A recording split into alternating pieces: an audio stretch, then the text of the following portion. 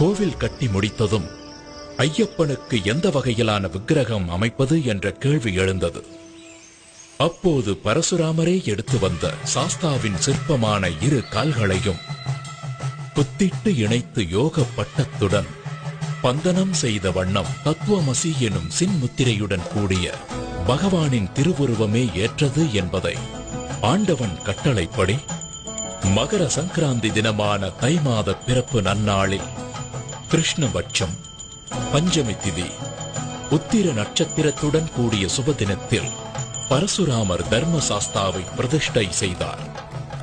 அன்றிலிருந்து ஆண்டுதோறும் மகர சங்கராந்தி தினத்தன்று ஐயப்பன் பக்தர்களுக்கு அருள்பாலிக்கிறார். இதன் மூலம் தன் குருவிற்கு அளித்த வாக்கையும் நிறைவேற்றுகிறார்.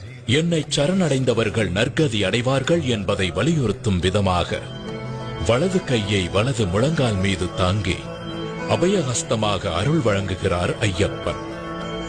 அதாவது தன்னை சரணாகதி என அடைபவர்களுக்கு அபயமளிக்கும் அற்புத கோலம் இது. ஓம் சுவாமியே சரணமையப்பா.